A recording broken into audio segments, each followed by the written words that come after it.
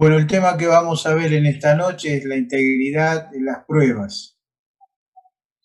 Pero primero tenemos que ver que la palabra integridad, traducida así en castellano, aparece varias veces, unas 50 veces en el Antiguo Testamento, traducida como integridad, y una sola vez en el Nuevo, como integridad, aunque hay palabras que son similares o son palabras que tienen el mismo contenido. La que nos ocupa como tema de integridad de este año para ustedes en el estudio bíblico de este año es Primera Reyes 9:4, que dice: si tú anduvieses delante de mí como anduvo David, tu padre, en integridad de corazón y en equidad, haciendo las cosas que yo te he mandado, guardando mis estatutos y mis decretos. Y tenemos en el Nuevo Testamento, la vez que aparece la integridad, aparece en la carta a Tito, en el capítulo 2, versículos 7 y 8, que dice: presentándote tú en todo como ejemplo de buenas obras, en la enseñanza mostrando integridad o incorruptibilidad, significa ahí la palabra, tiene ese sentido. Seriedad o ser probado, significa la palabra seriedad, probidad sería la palabra. Palabra sana y irreprochable, de modo que el adversario se avergüence y no tenga nada malo que decir de vosotros. Entonces, estos son los dos usos de la palabra. En el Nuevo Testamento, teniendo como un concepto de incorruptibilidad, una persona íntegra es una persona incorruptible, ese concepto. Y en el Antiguo Testamento tiene algunas variantes, hay varias palabras de las cuales vamos a hacer alguna mención para ver en el tema de Job. El estudio lo vamos a tratar de encerrar en Job, pero vamos a tener algunas aplicaciones de lo que de lo que es la integridad en las pruebas significa. Entonces es importante que tengamos presente esto. Lo vamos a hacer a partir del libro de Job, pero vamos a desarrollar el tema en todo el aspecto de la Biblia. En Job capítulo 1, versículo 21, vamos a leer ese versículo porque es el versículo propuesto para el tema que vamos a desarrollar. Y dijo: desnudo salí del vientre de mi madre, desnudo volveré allá. Jehová dio, Jehová quitó, sea el nombre de Jehová bendito. En todo esto no pecó Job, ni atribuyó a Dios despropósito alguno. Sin lugar a dudas, la vida de Job es una de las vidas que se puede decir, cuando nosotros queremos definir a Job, nos gusta definir los libros, por ejemplo, como el discípulo amado en Juan, Lucas, el discípulo historiador, el encargado de revelar una cronología más exacta de los hechos, tanto en Lucas como en Hechos de los Apóstoles. Lucas es el gran historiador, Juan es el gran teólogo, y vemos a Pablo es el gran expansor del Evangelio, Pedro es el predicador para los judíos preponderantemente. Entonces vemos la misión de cada uno. Cuando pensamos en Job, pensamos en el hombre probado, el hombre de las pruebas, el hombre de las dificultades, el hombre que tuvo que sortear cosas increíbles sin saber por qué. Y acá está mucho la clave de lo que vamos a centrar el mensaje de hoy. El sufrimiento que muchas veces no se sabe por qué. No se sabe por qué para nosotros, sí, Dios lo sabe, porque Dios no hace, como dice acá, en todo esto no pecó Job, versículo 22, ni atribuyó a Dios despropósito alguno. Es importante que entendamos esto. Para nosotros hay cosas inexplicables, no son inexplicables para Dios. Es un punto fundamental. Para nosotros podemos ver lo que está pasando, la pandemia, seres queridos que se mueren, que pasan meses, días y semanas en una terapia y no sabemos cómo, nos explicamos por qué, Señor, por qué. Son cosas inexplicables para nosotros, pero son cosas verdaderamente con propósito de parte de Dios. Entonces ese es el tema que vamos a tratar de navegar un poquito nomás. No somos pretenciosos en este aspecto porque estamos limitados por nuestras capacidades y porque dependemos mucho de la gracia del Señor para explicar cualquier cosa. La integridad de Job ante Dios. Hay un texto clave que es el capítulo 2, versículo 3. Y dice, y Jehová dijo a Satanás, ¿no has considerado a mi siervo Job, que no hay otro como él en la tierra, varón perfecto, recto, temeroso de Dios y apartado del mal, y que todavía retiene su integridad, aun cuando tú me incitaste contra él para que lo arruinara sin causa? Todo esto es un pasaje extraño, por varias razones. Vamos a tratar de meditarla. Esta es la segunda vez que se presentaba Satanás por el tema Job. En la primera vez, el Señor le dice, ¿has considerado a mi siervo Job, que es un varón temeroso de Dios, apartado del mal, que es tan maravilloso su actitud, que hacía sacrificios por si los hijos de él le hubiesen pecado? Era un hombre que tenía presente a Dios, era un hombre bondadoso, dadivoso, era un hombre de inmensa fortuna. Si ustedes analizan la fortuna de Job, tenía solamente 7.000 ovejas, más las cabras, más, los asnos, más los camellos, más todos los bueyes, que tenía 500 yuntas de bueyes. Eso sí, es para alimentar eso, para alimentar todo ese ganado. En Palestina, por la escasez de pasturas que hay, hacía falta unos 100 kilómetros cuadrados. Era un hombre que no solo tenía propiedades, sino que tenía una gran extensión de tierra. Podría decirse en la parte sur, de lo que sería el sur de Judá, lo que hoy sería el sur tirando al sur del Mar Muerto. Allí estaban los edomitas y los moabitas. Como pueblos, digamos, originarios. Y él convivió con ellos y él estuvo allí, se cree que estuvo allí, su lugar de estadía, en lo que hoy soy parte de Israel. Así que él era un hombre con una gran riqueza. Y Satanás le dice, pero ¿cómo no va a ser un hombre que te quiere, que te ama, si le has dado todo? Le has dado un territorio inmenso, le has dado una riqueza incalculable, le has puesto, es un señor en la tierra, respetado por todos los que le rodean. Todos los que le rodean se están cautivados por la personalidad que tiene un hombre que verdaderamente prosperó porque verdaderamente se lo merecía y Dios se lo había dado porque era un hombre temeroso. No nos olvidemos esto, hacía sacrificios por si sus hijos habían pecado todos los días. Un hombre que tenía en cuenta a Dios. Y el Señor le dice, bueno, Satanás, ¿tú crees que la integridad de Job está debida a lo que tiene? Sácaselo. Y le sacó todo. Realmente le sacó todo. No le dejó nada.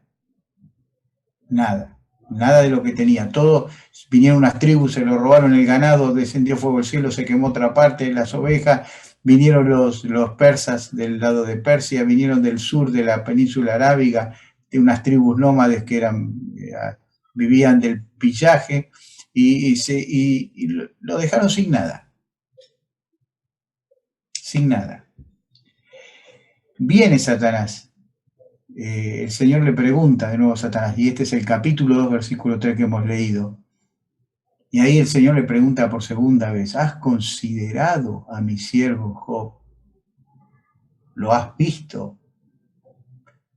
Y es la frase esta, que todavía retiene su integridad. Perdón,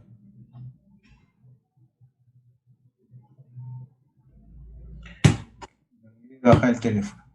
Que todavía conserva su integridad, aun cuando, y acá hay una expresión muy dura, dice, aun cuando tú me incitaste para que lo arruinara sin causa.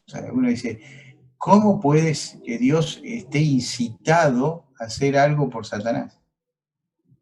No, si ustedes ven, la iniciativa la toma Dios, porque Dios le pregunta a Satanás, ¿has considerado a mi siervo? Las dos veces la pregunta sale del Señor.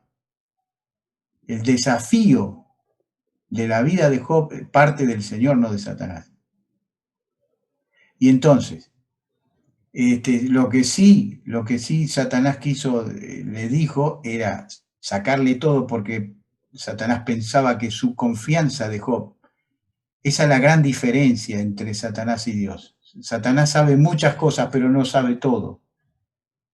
Y Satanás pensó que con esto iba a caer Job. Y sabía que Job no iba a caer. Acepta el desafío porque quería demostrar que se puede vivir una vida de integridad a pesar de las dificultades y de las pruebas, que es el gran mensaje que tiene este libro de Job.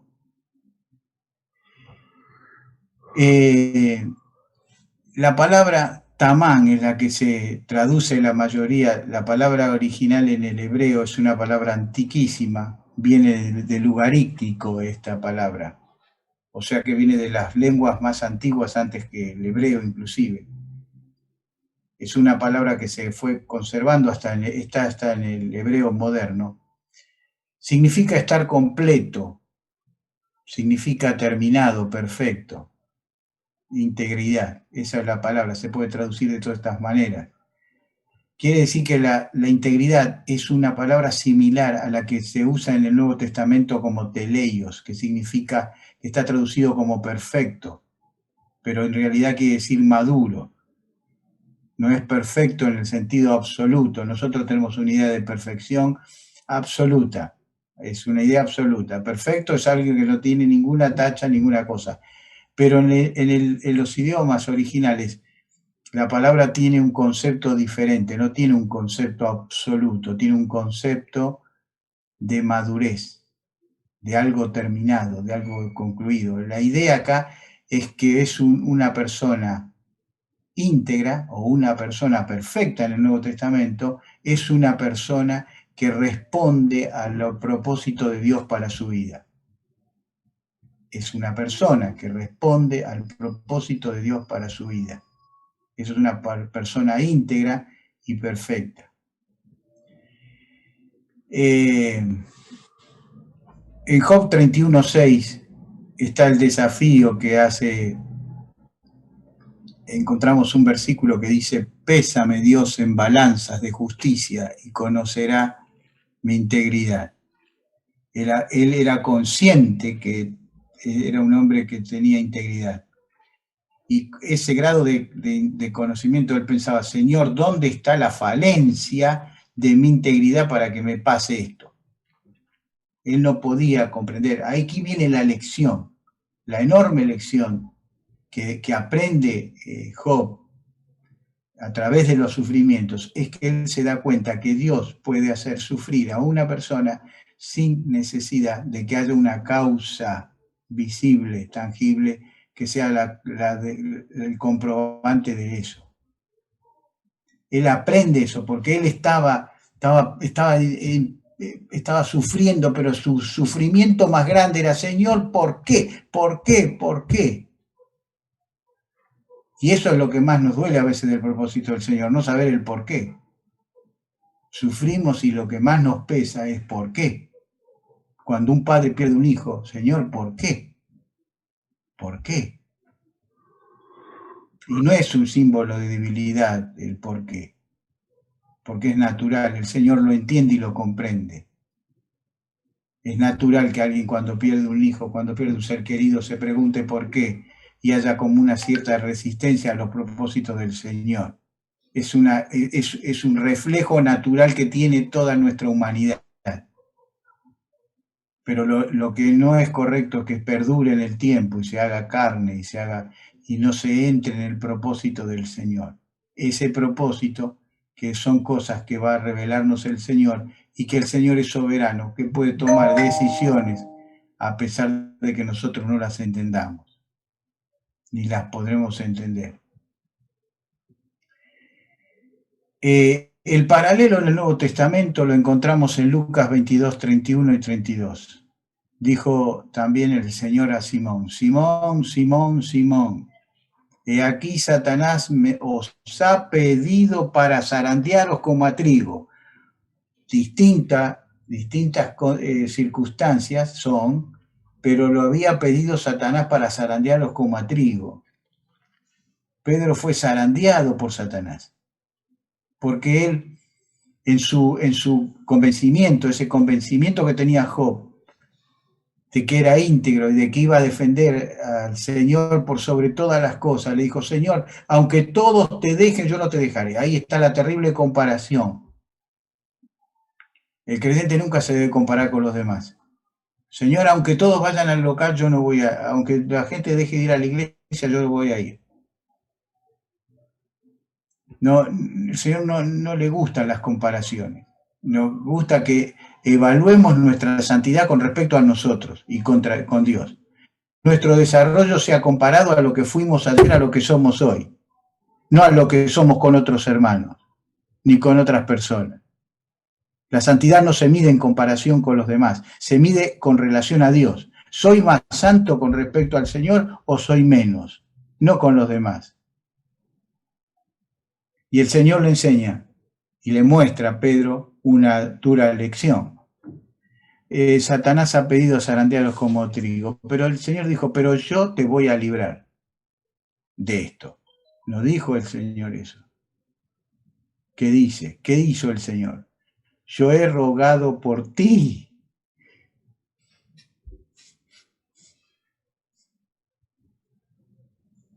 Yo he rogado por ti para que tu fe no falte. No para que no pase la prueba.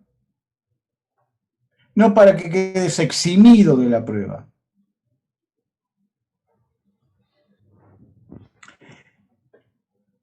Y aquí viene el propósito del Señor. Satanás le pidió a Pedro para zarandearlo. Satanás pensó que Pedro había fracasado y que había sido destruido. Que Pedro ya no tendría autoridad ni con sus ciudadanos, ni con sus conmigo, con los demás apóstoles. Había perdido toda autoridad. Pensó que había logrado eso, devastarlo a Pedro. Y Pedro tuvo un momento de devastación, sin duda. Estuvo aniquilado. Pero el Señor estuvo orando por él.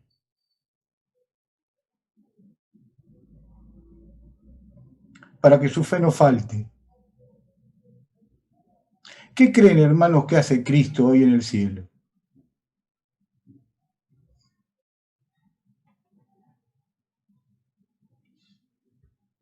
Está haciendo eso. Conmigo, contigo, con cada uno de nosotros. Está intercediendo delante del Padre por nosotros.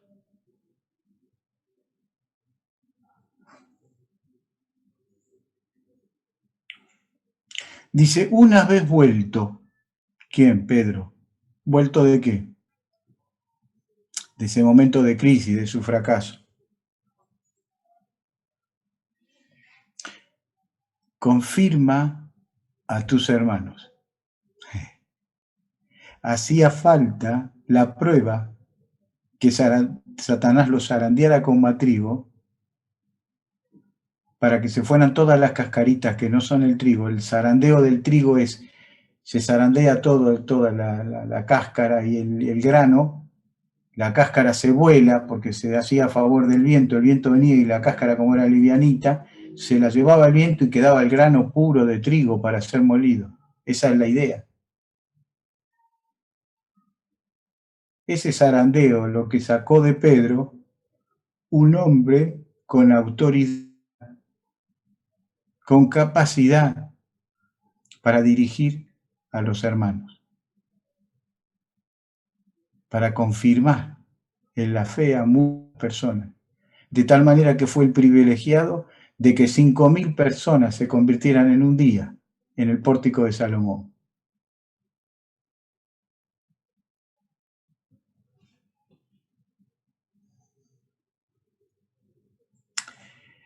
la integridad de Job con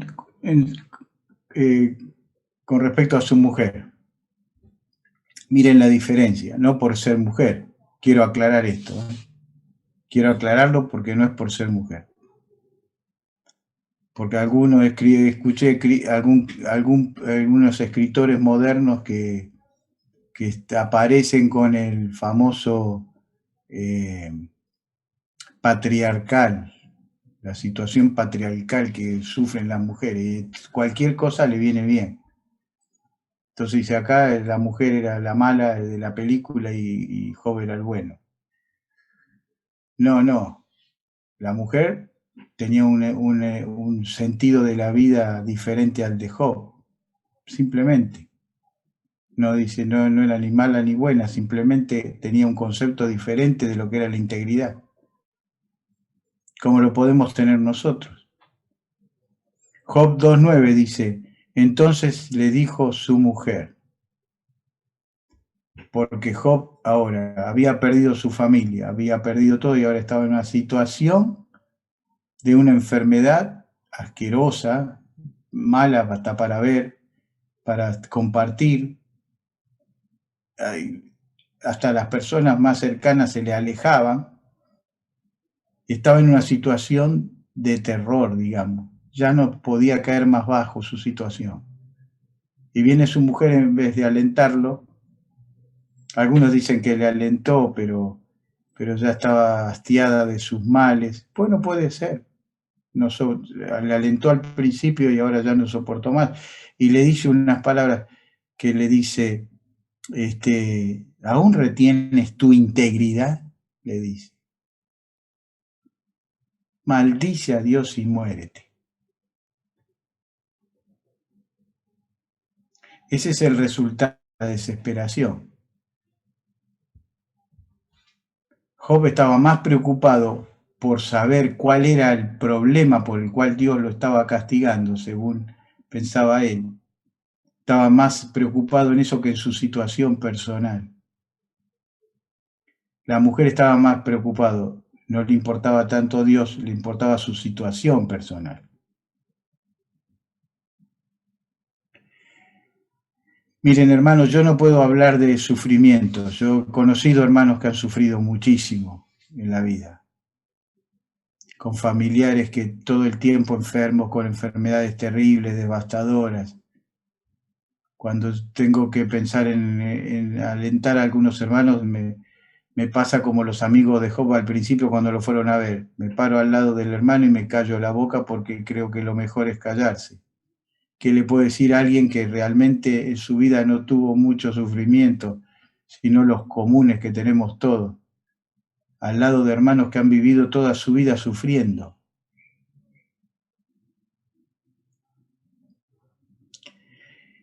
Y esta mujer le dice, como una mujer fatua estás hablando, le dice Job.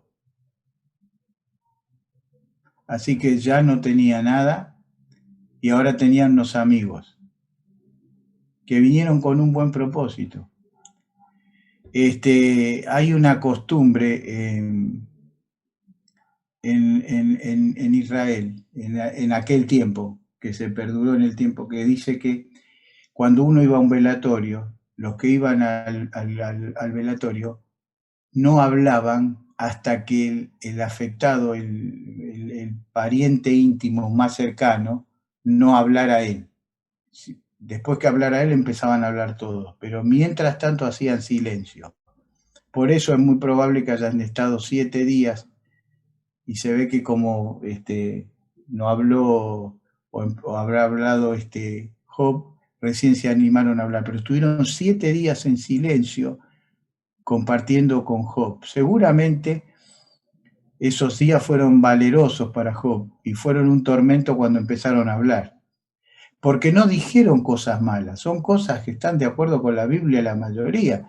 No dijeron nada. Lo que estaba mal era atribuirle esas cosas a la vida de Job. Y esto es algo muy, muy común, que se pensó siempre y es una idea que que hay rondando aún entre los creyentes, y es esto. Yo anoté 3 cosas acá en un bosquejo. Una persona, conjeturas equivocadas del sufrimiento, que una persona sufre, una persona buena e inocente nunca sufre cosas malas. Primera cosa, una persona buena e inocente no sufre cosas malas. Segunda cosa que se ve en los amigos de Job y que perduró en la historia. Aquellos que sufren están siendo castigados por sus pecados pasados. Segunda cosa que se dice muchas veces, a veces yo lo escuché a algún hermano. Tercera cosa, debido a que estaba sufriendo, Job había hecho algo malo ante los ojos de Dios. ¿Qué quiere decir? Que el concepto que se manejaba y la cual le dijeron, ese concepto mismo se lo manifestaron al Señor Jesús cuando le llevaron el ciego. Dice, ¿qué es ciego por pecó él o pecaron sus padres? El Señor le dice, no tiene que ver, nació ciego. ¿Por qué nació ciego? Ya estaban pensando si había pecado él o sus padres. Él, como si nació ciego, ¿cómo iba a pecar él? ¿Que iba a pecar antes de nacer? Entonces, la idea era que pecaron sus padres, era la consecuencia del pecado de sus padres. Cuando el Señor le dice, ¿ustedes creen que ustedes son más inocentes? Una torre en la época del Señor, la torre de Siloé, que se vino abajo y mató no sé cuántos judíos que estaban debajo. Y todos pensaron, esos que estaban ahí eran todos pecadores, por eso les pasó eso. Vino la ira de Dios y los sentenció. Tenemos que tener cuidado muchas veces cuando decimos, hay hermanos que piensan que cuando un hermano padece muchas cosas o enfermedades son consecuencias directas de un pecado no oculto, de un pecado oculto. A veces sí, a veces no. Pero el que lo tiene que determinar es la persona involucrada.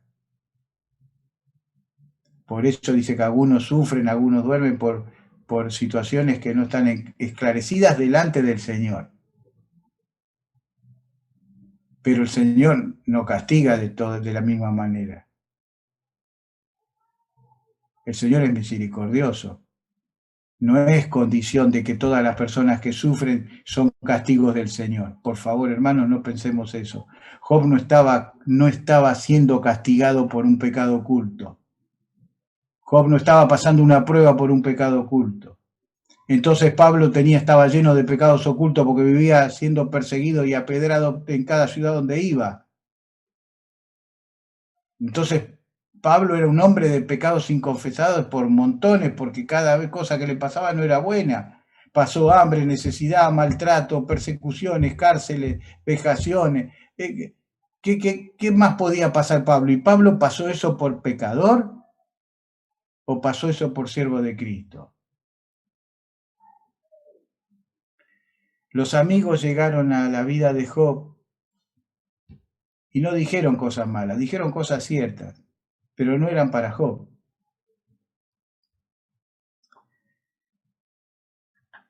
La integridad es una decisión personal. Dice Job 27, 4 y 5. Mis labios no hablarán iniquidad, ni mi lengua pronunciará engaño. Nunca tal acontezca que yo justifique. Hasta que muera, no quitaré de mí mi integridad. ¿Acá qué quiere decir? Hago una transliteración del texto. Dice, nunca tal acontezca que yo justifique, apruebe las opiniones de los amigos de Job. Dice, no me pidan que apruebe sus opiniones. Hasta que muera no quitaré de mí la integridad, la que vosotros negáis a causa de mis calamidades. Eso es lo que quiere decir el texto acá. A causa de ustedes niegan mi integridad porque tengo calamidades. O sea, yo no tengo integridad por las calamidades que me pasan, no por la vida correcta que llevaba y buena y agradable ante los ojos de Dios. Que el Señor nos bendiga. Primero, la integridad era una decisión personal de Job. Job nunca cesó. Si hay algo maravilloso en la vida de Job, que con dudas, con problemas, con circunstancias difíciles, con cosas inexplicables que le tocaron vivir, él nunca renunció a la integridad delante de Dios. Hasta que muera, no quitaré de mí mi integridad. Hermanos, la integridad es una decisión personal.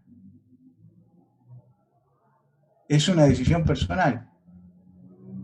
El Señor quiere que seamos íntegros, maduros, que es el término símil en el Nuevo. El Señor lo quiere, pero nosotros lo queremos. Otra cosa, y voy rapidito porque el tiempo se voló y tenemos que terminar. La integridad ante la prueba de grandes decisiones. El ejemplo de Josué, capítulo 24, versículos 14 y 15. Ahora pues temed a Dios, dice en ese memorable mensaje al pueblo de Israel. Ahora pues temed a Dios y servirle con integridad y verdad. Y quitad de entre vosotros los dioses a los cuales sirvieron vuestros padres al otro lado del río y en Egipto, y servir a Jehová. Y si mal os parece servir a Jehová, escogeos hoy a quién sirváis, y a los dioses a quienes sirvieron vuestros padres cuando estuvieron al otro lado del río, o a los dioses de los amorreos en cuya tierra habitáis, pero yo, sepan una cosa, yo y mi casa seguiremos a Jehová. La integridad se prueba con grandes decisiones. Josué probó su integridad tomando una decisión muy importante. Yo y mi casa serviremos a Jehová. Papá y mamá de un hogar cristiano. Ahí está firme esa decisión. Yo y mi casa serviremos a Jehová. Padre de familia, ¿está esa decisión? ¿O la familia empuja al jefe de familia a las reuniones? ¿O la familia empuja más cuando él tiene que tomar la iniciativa de ser el primero en estar presente en las actividades? Yo y mi casa serviremos a Jehová. Es una decisión de integridad. El Señor quiera que tomemos hoy esa decisión, una decisión por la integridad. Yo y mi casa serviremos a Jehová.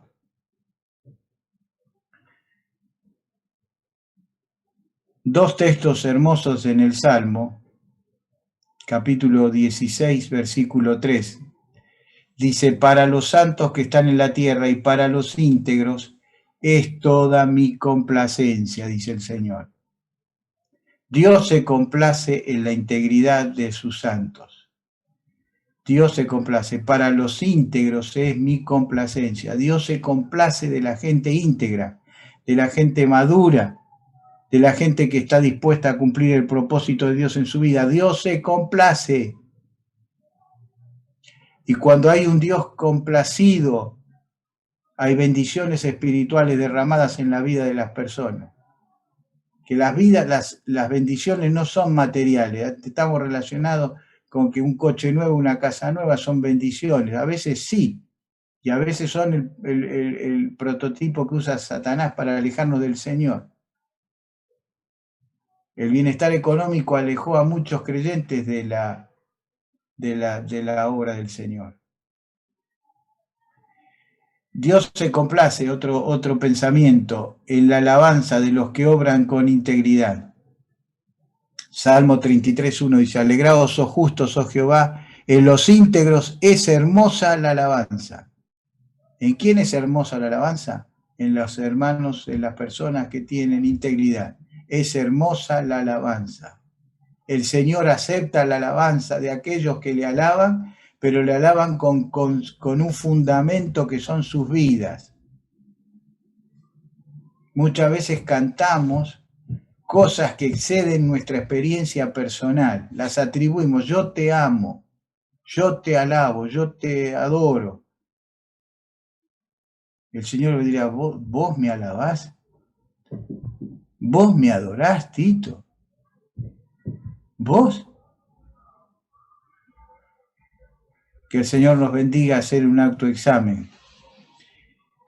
Y yo sé que el tiempo voló, pero quiero ver 3 puntitos. Total, es sábado, ¿no es cierto? Si no me miran a mí, van a ver un buen programa de tele. Entonces, total, ahora se puede grabar la tele y después lo ven. Integridad ante la prueba de la pobreza. Lo vemos en la carta del apóstol Pablo en 2 Corintios capítulo 8, versículo del 1 al 4. Dice así: asimismo, hermanos, os hacemos saber la gracia de Dios que se ha dado a las iglesias de Macedonia, que en grande prueba de tribulación, ustedes miren el estado de las iglesias de Macedonia, en grande prueba de tribulación, la abundancia de su gozo y su profunda pobreza abundaron en riquezas de su generosidad. Pues doy testimonio de que con agrado han dado conforme a sus fuerzas y más allá de sus fuerzas, pidiéndonos con muchos ruegos que le concediésemos el privilegio de participar en este servicio para los santos. La integridad ante la prueba de la pobreza. Los macedonios eran más pobres que aquellos que fueron a los cuales le mandaron la ofrenda. No eran menos, no eran más ricos, eran más pobres. Y eran más pobres y estaban en un momento de gran tribulación.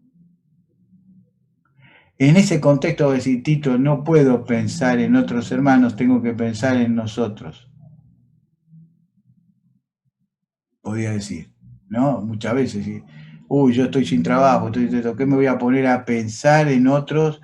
Tengo que pensar en mí. Ese es el mensaje del mundo. Pensá en vos, así está el mundo. Pensá en vos, nada más. El Señor nos dice, no pienses en vos, pensá en los demás. Porque cuando nosotros pensamos en los demás, el Señor piensa en nosotros. ¿Me entiende? Cuando pensamos en los demás, el Señor piensa en nosotros.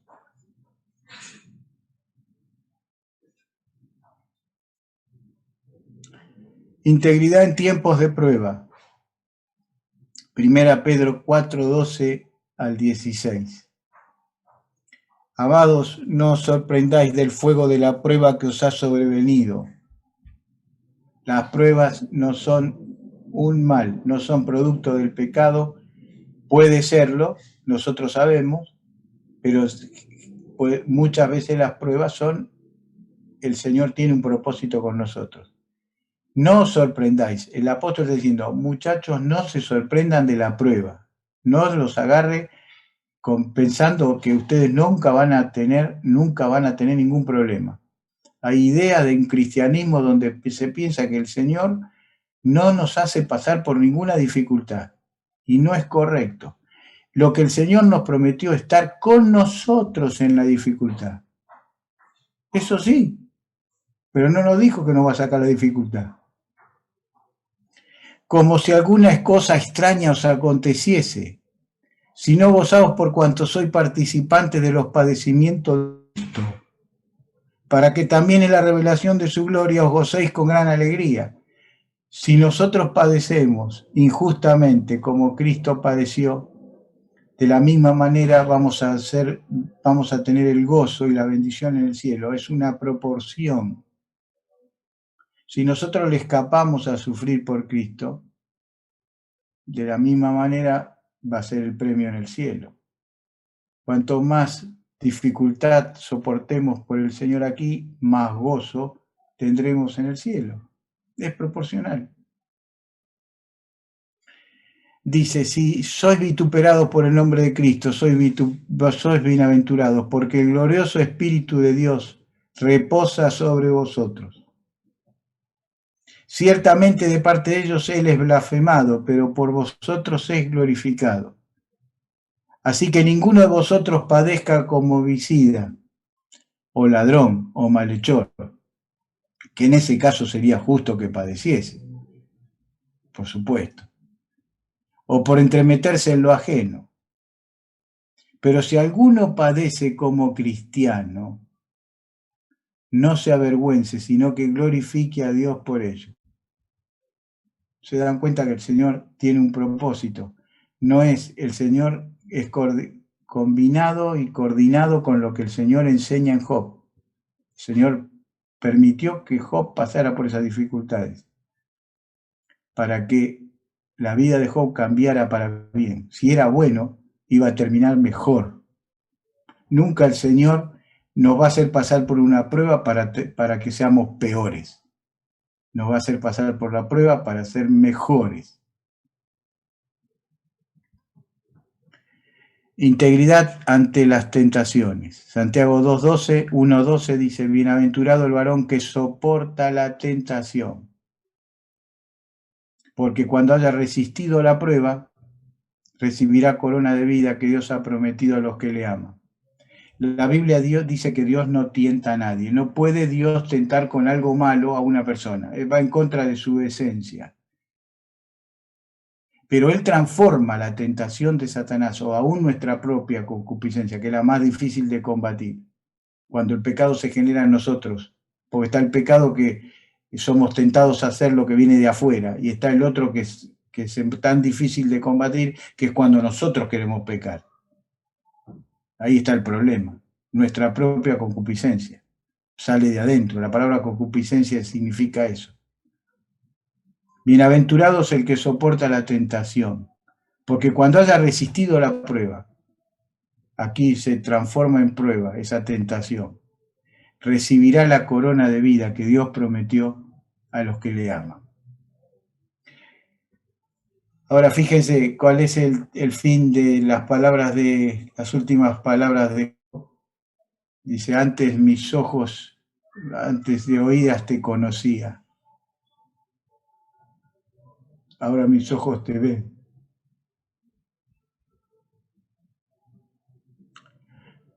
¿Cómo llegó a ese convencimiento Job? Por haber sido íntegro en las pruebas. Que el Señor nos bendiga, a que nosotros nos pase lo mismo. Amén.